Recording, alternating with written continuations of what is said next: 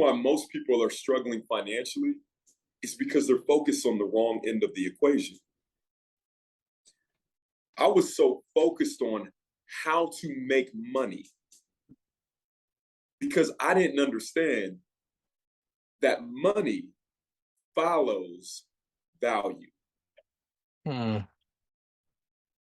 And so I heard Miles Monroe say it best. He said, do not seek for employment. Do not seek for an opportunity. Do not seek for money.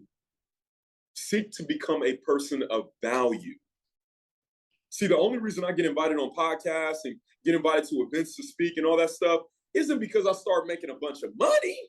No, that has nothing to do with it.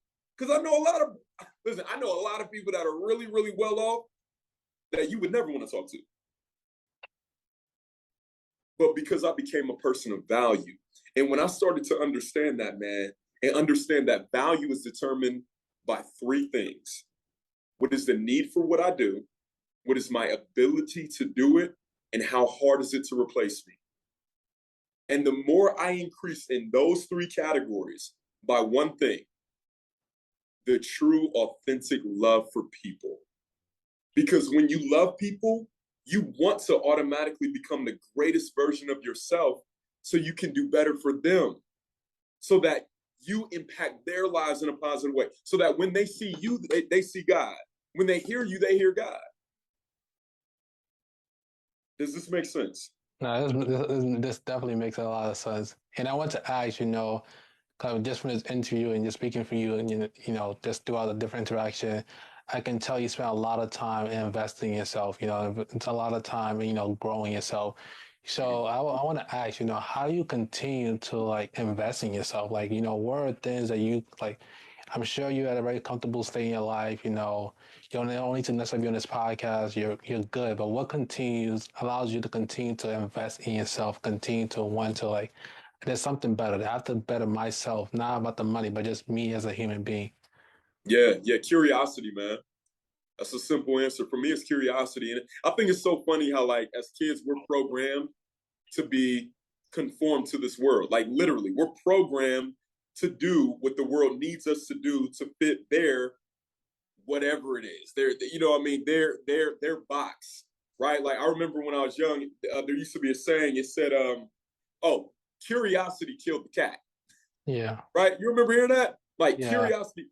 No, the truth of the matter is curiosity made the cat rich. Because the more curious I am, the more childlike I am, the more I come to a better level of awareness of what I'm not. Listen, man, when you get to a certain level, and I'm not here talking listen, no, I still have things to this day that I'm working on, right? When you start making money, you realize that there's three levels to it. First, you got to learn how to make money. And if you've been poor your whole life, basically, like I was, right? First, learning how to make it is going to be a tough thing. The second part is managing it. Have you ever heard of something called hood rich? Okay? If you ain't never had money before, trust me, it's going to take you a few years to get out of that. Everybody keep your head straight. Don't look to your left or your right. You're going to tell everybody what's going on in your house, okay? All right, so, and then once you're past that, you got to learn how to make that thing grow. Because one of the worst things you can do for money is work, right? So the reason why I stay in a place of humility is because I recognize there are still things for me to learn. This past 9 months, just being completely transparent, really the past 12 months have been the most challenging in my entire life. By far. And there's one thing I realized. Over the years, I've become very efficient at the process of personal self-development. What does that mean? That means all the books, all the audios, all the mentorships, all the masterminds, paying for coaching, right? Finding a mentor. I did all those things that the world tells you must do to be successful. And then I realized in one of my darkest moments, I said, oh my God,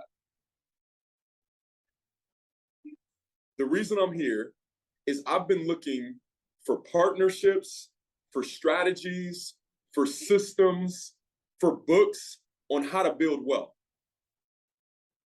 But not one time did I consult with the ultimate CEO. Not one time did I ask the opinion of. Not one time, like I'm not saying I wasn't praying. Yeah, hey, listen, when I eat a meal, pray, right? Like it was crazy because it had become routine. It had become religion, but not relationship anymore. Like I can only imagine that if someone treated their wife that way, like how long would you be married? Like if you had everything on a set schedule, hey, at 4:59, 5 o'clock, love you, bye. Right? Like 6:59, 7 o'clock. How was your day? Great, mine too. See you later. Like that's how my relationship had become with God. And I said, wait a minute. Oh, wait a minute. Because this whole time I'm trying to control. I'm trying to control how successful my team becomes. I'm trying to control how successful my partnerships are, right? Like I'm trying to control this whole thing when in all actuality, the worst thing I could do is have control. The worst thing I could do is think I have control. And so what I decided to do, man, is I decided to surrender. I said, you know what? Less of me, more of you, period. Before I talk to anybody, I'm gonna talk to you. Before I look at a business partnership, I'm gonna talk to you. Before I get on this road, I'm going to talk to you. I went on a 3-day fast at the beginning of June. And I honestly thought, bro, I thought like, okay, I'm gonna do this 3-day fast, and like immediately after that, everything's gonna be better. And nah, man, like the process of growth is real. And so for many of us, again, I know everybody wants to create money. I get it. Like that's all the internet has come to at this point. That's all social media. Like I can't go down my timeline without somebody selling something. But at the end of the day, you will never be fulfilled or happy until you know who you truly are. And watch this. The only way for you to know who you truly are is when you know whose you are. And if you don't have an authentic relationship in that, it'll never work. Well, Damon, I am making money, but it ain't working for you.